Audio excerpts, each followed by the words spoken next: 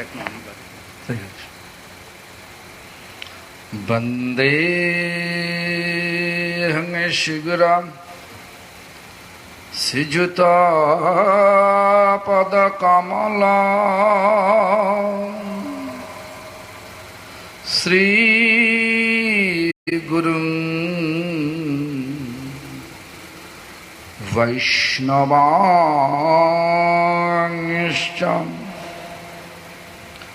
শ্রীরূপং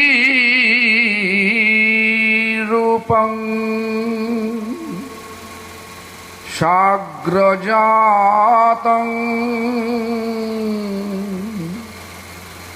সহগণ রঘুনাথামৃতং ত্বং সজীবং সদৈতং সাবধূতং পরিজনসহিতং কৃষ্ণ চৈতন্যদেবং শ্রীরাধা কৃষ্ণপাদান সহগণললিতা বিশাখাতামিশ্চ শ্রীকৃষ্ণ চৈতন্য প্রভু নিত্যানন্দ শ্রী অদ্বৈত গদাধর শিবাসাদি গৌর ভক্তবৃন্দ। সকলে হাত তুলে হরিনাম করুন, সকলে হাত তুলুন আর আমার সাথে হরিনাম করুন। হরে কৃষ্ণ কৃষ্ণ কৃষ্ণ হরে হরে, হরে রাম রাম রাম হরে হরে। হাত তুলতে লজ্জা হয়, কিন্তু হাত তুললে কি হয়? হাত তুললে শরণাগত হওয়া যায়। আর হরিনাম করলে রাধা গোবিন্দের চরণে শরণাগত হওয়া যায়। যেটা করলে আজকের যে আলোচ্য বিষয় সনাতন ধর্মের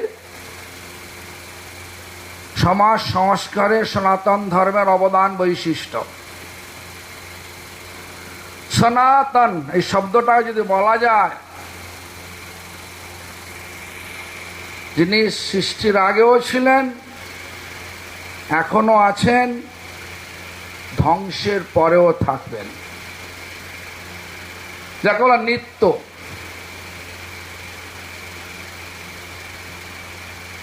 এই সনাতন শব্দটাকে ভালো করে আমাদের কাছে পরিচয় করে দিলেন কে? সৃষ্টিকর্তা ব্রহ্মা। তিনি পরিষ্কার জানালেন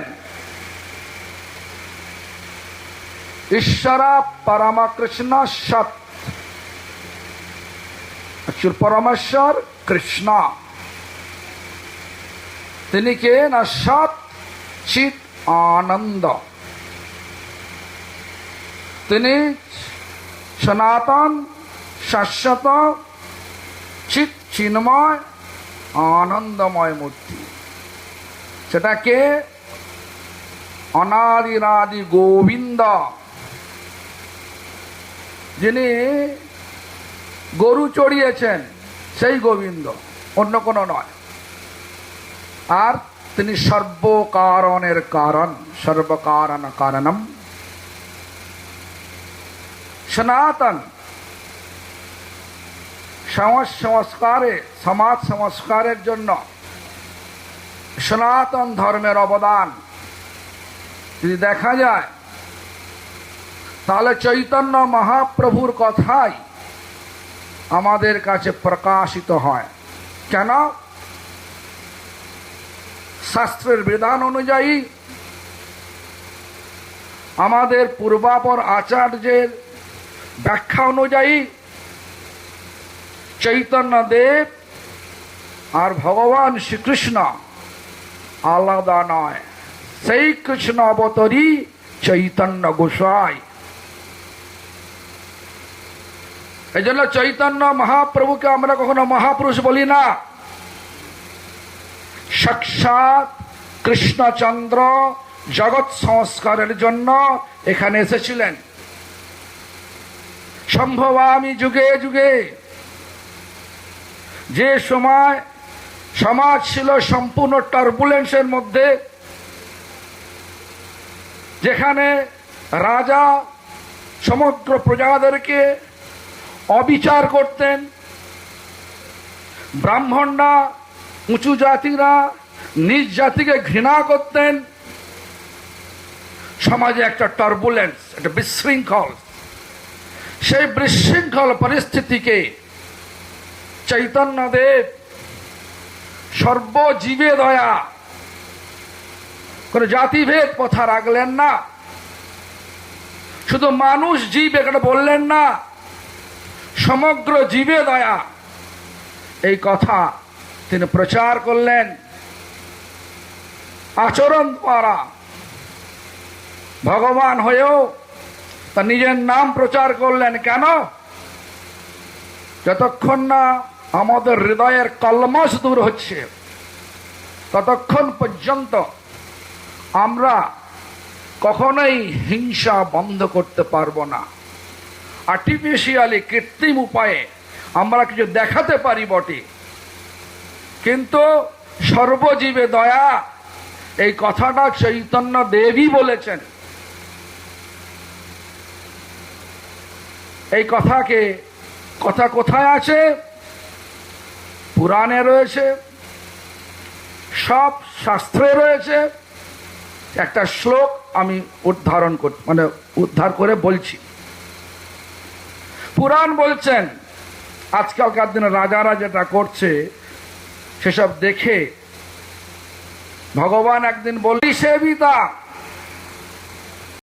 নৃপ মানে রাজা, কিন্তু হরি সেবা করে না। ব্যয়কৃতি না হরজপক,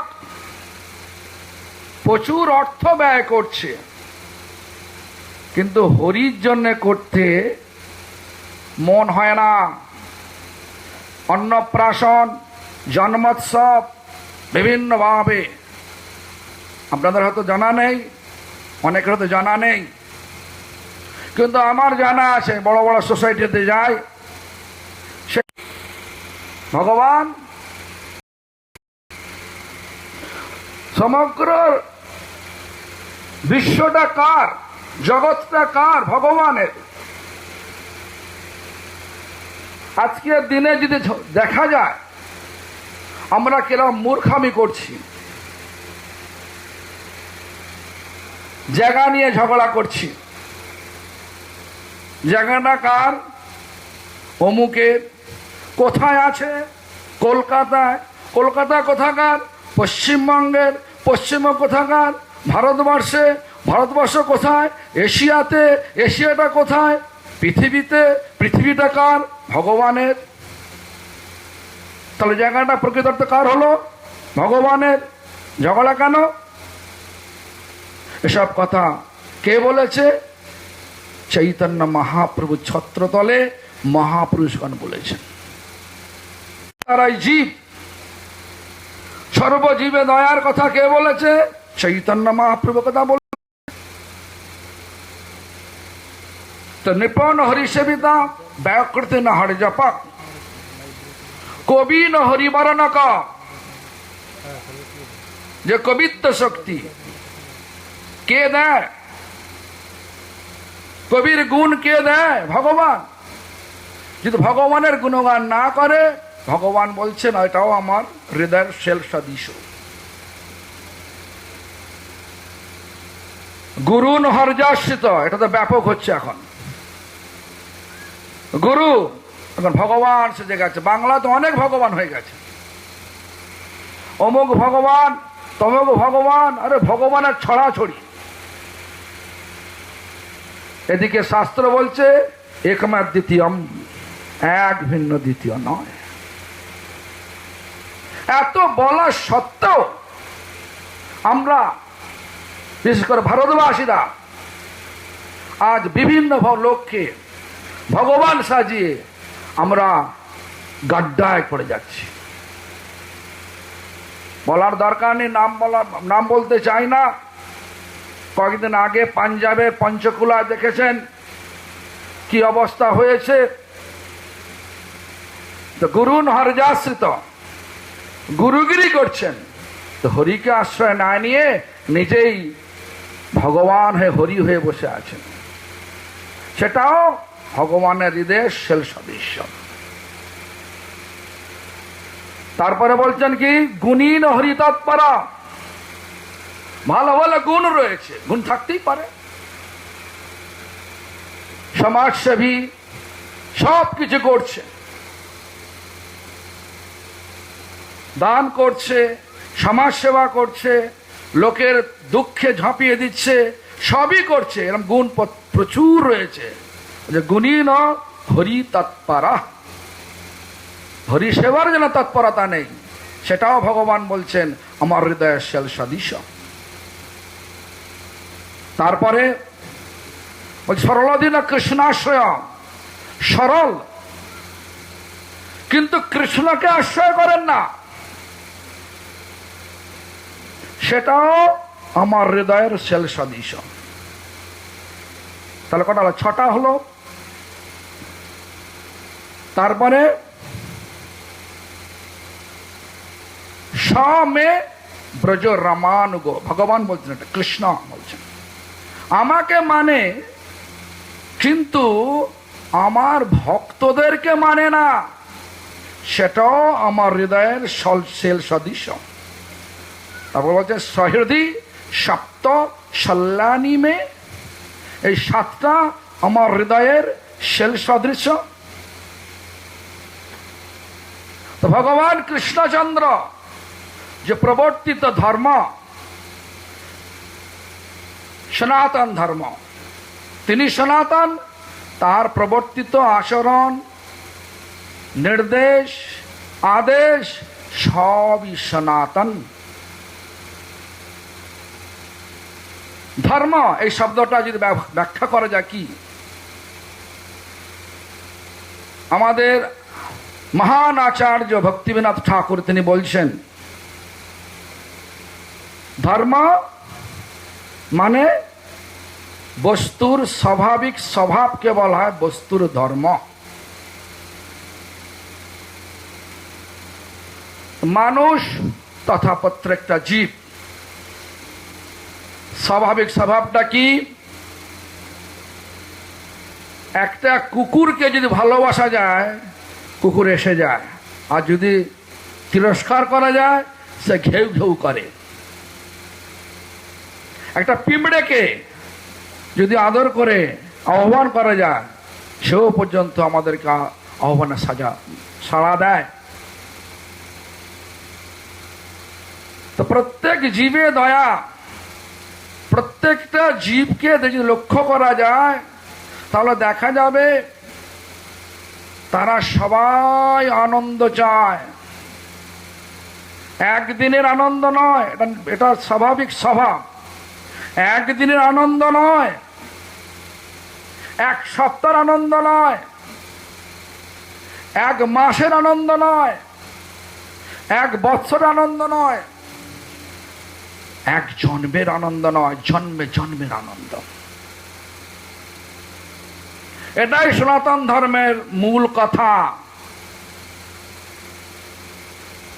আমরা আত্মকল্যাণের জন্য আমাদের এই মানুষ জন্ম হয়েছে। আত্মকল্যাণ তখনই হবে যখন আমরা আমাদেরকে প্রথমে আমরা নিজেদেরকে সংস্কার করব, তারপরে অপরকে সংস্কার করাবো। আপনি আচরি ধর্ম জীবের শিখায়, আপনি না কইলে ধর্ম শিখানো না যায়। এই কথা আমাদের চৈতন্য মহাপ্রভুর কথা। চৈতন্য মহাপ্রভুর এই বর্তমান কলিযুগের যে অরাজকতা চলছে, চৈতন্য মহাপ্রভুর সংস্কারে না আসলে এ বন্ধ করা মুশকিল হবে। মুশকিল হচ্ছে ধর্মকে আমরা ভুল ব্যাখ্যা করে বিকৃত করে দিয়েছি। ধর্ম প্রহজ্জিত কৈতব, ধর্ম ছুঁড়ে ফেলে দিয়েছে কাকে? কপটতাকে। ধর্ম করতে হলে নির্মৎসর হতে হবে। নির্মৎসরাণাং শতাং। চৈতন্য মহাপ্রভু ধর্ম সংস্কারের জন্য যে শিক্ষাষ্টক লিখেছিলেন, তৃতীয় শ্লোকটা, এটা যে সকলের মধ্যে স্থাপন হয়, আজ হানাহানি বন্ধ হয়ে যাবে। শিক্ষাষ্টক তৃতীয় শ্লোকে পরিষ্কার বলছেন কতগুলো গুণ: দৈনতা, সহিষ্ণুতা,